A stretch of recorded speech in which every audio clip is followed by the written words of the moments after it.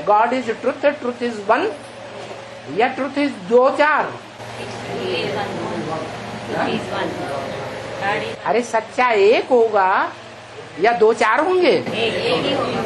एक ही प्रकार की सच्चाई होती है, सत्य अनेक प्रकार का नहीं होता है। इसलिए कहा जाता है God is truth, truth is one. तो एक बचेगा जो काल को भी जीत लेगा, महामृत्यु को भी जीतेगा। कालों का काल कहा जाता है, महाकाल कहा जाता है, जिसको कोई काल खा ही नहीं सकता। वो सारी दुनिया को हप कर जाएगा। मनुष्य मात्र ही नहीं, प्राणी मात्र को, प्राणी मात्र की आत्माओं को हप कर जाएगा। जो गीता में लिखा हुआ है, क्या? दंसा करालाने चते मुखाने।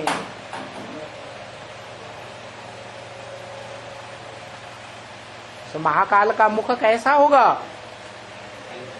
जिसमें विकराल एटम बम रूपी दाढ़ों के अंदर सब चबा लिए जाएंगे।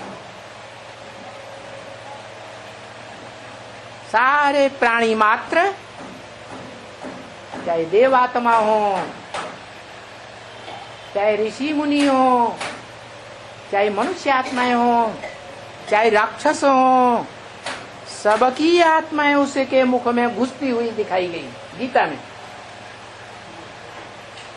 अरे गीता पढ़ रहे हैं कि नहीं पढ़ रहे हैं? मतलब नहीं, जब होगा तब देखा जाएगा।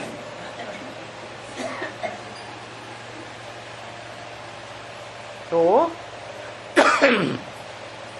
मन मना भव का अर्थ ही बताया। मेरे मन में समा जा।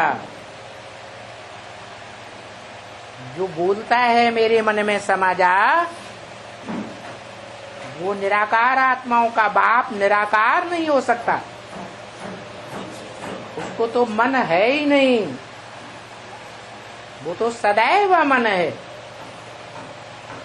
जिन मनुष्यों को मन होता है, उन मनुष्यों में सारी मनुष्य सृष्टि का जो बाप गाया हुआ है, उसका मन और बुद्धि बड़ी प्रबल है।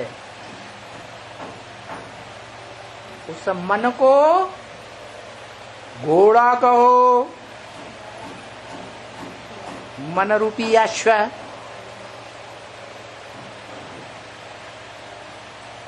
बैल कहो,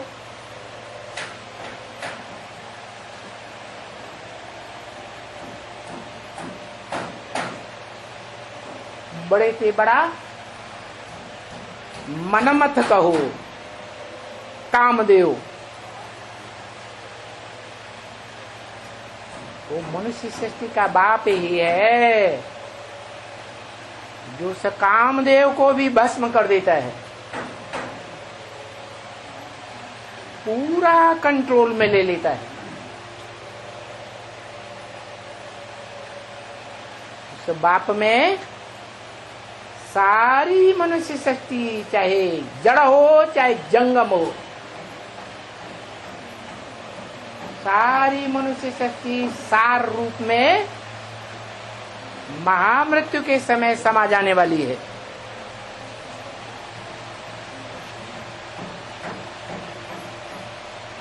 शून्य बचेगा। कौन से मंत्र के आधार पर? महामंत्र मन मना भव, मेरे मन में समा जा। जो कहने वाला है मेरे मन में समा जा, उसके मन में क्या है? एक शिव बाप, दूसरा न कोई।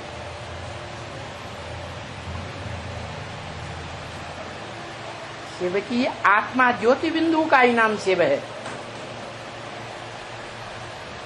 उस ज्योति बिंदु स्वरूप में गाया हुआ है मन मना भव। जो भी मनुष्य आत्माएं हैं वो पहले पहले उसको स्वरूप की याद में लीन हो जाएंगी, निसंकल्प बिंदु रूप बन जाएंगी। अभी क्या है, अभी सबके मन में अलग अलग संकल्प चल रहे हैं कि एक ही संकल्प चल रहा है? अलग अलग संकल्प चल रहा है। 500 करोड़ मनुष्य आत्माओं में सबके अंदर अलग अलग संकल्प।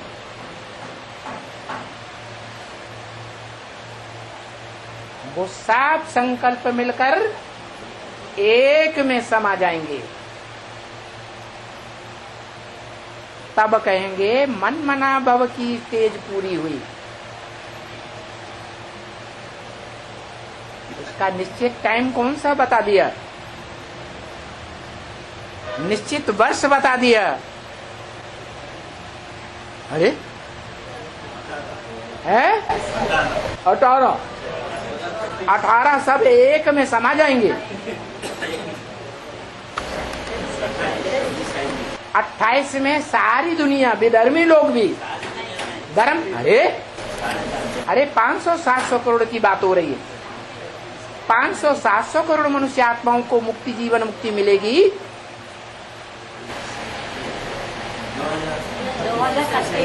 है 100 साल का संगम युग दो, ज्यादा से ज्यादा। बाकी हम बच्चों के लिए तो अभी 23 जुलाई की अव्यक्तवाणी जिसे लास्ट संदेश कहा, उसमें ठोक ठोक के बता दिया कि तुम बच्चों के लिए 20 साल तो हैं ही नहीं। जो समझे बैठे हो कि 2018 से लेकर के 38 तक, 37-38 तक 20 साल बचे हैं।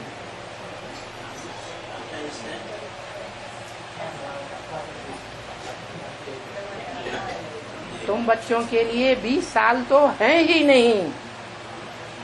माने कितने साल हैं हम बच्चों के लिए? 10 साल हैं।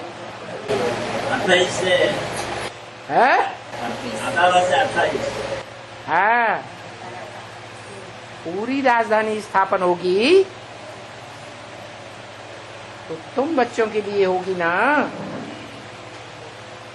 कि इन बच्चों के लिए होगी?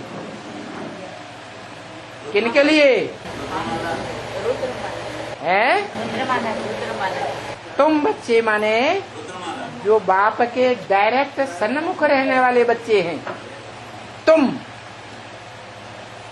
शरीर के साथ सन्मुख, इन बच्चों के लिए नहीं। क्यों? आपको पहचाना नहीं, क्योंकि इनका तो शरीर ही नहीं होगा।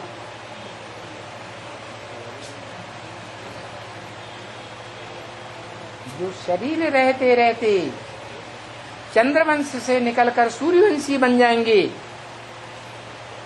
उनके लिए कहा तुम बच्चे,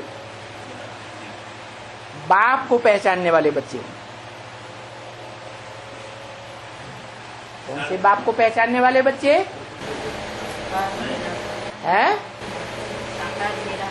जिस बाप की पहचान देने के लिए आत्माओं के बाप को इस सृष्टि पर मुकर्रर रथ में आना पड़ता है, पहचान देने के लिए। तो किस लिए आता है? साकार बाप की पहचान देने के लिए। मनुष्य सृष्टि का जो बाप है, उस बाप को एवरलास्टिंग जीवन तक पहचानने के लिए कितनी आत्माएं पहचानेंगी? तो साकार में निराकार पार्ट बजाने वाले को, मनुष्य सृष्टि के बाप को कितनी आत्माएं पहचानेंगी? 4.5 4.5 लाख पहचानेंगी। वो ही मुक्ति, जीवन मुक्ति का वर्षा लेंगी। 500 करोड़ पैसा हाँ, 500-700 करोड़ मनुष्य आत्माएं भी उस बाप को पहचानेंगी। लेकिन तुम बच्चों के लिए बताया 20 साल तो हैं ही नहीं। कितने साल हैं? 10 साल। एवर लास्टिंग पहचानने के लिए जो अंश मात्र भी संशय न आए। अभी तो माया संशय में लाती रहती है। संशय बुद्धि विनश्यते, निश्चय बुद्धि विजय। अगर अभी भी संशय बुद्धि बनते हैं तो समझ लो कि हमारा राजाई का पार्ट नष्ट हो रहा है, विनाश हो रहा है। राजाई के पार्ट में हमारा मणका नीचे गिरता जा रहा है। संशय बुद्धि विनश्यते, निश्चय बुद्धि विजयते।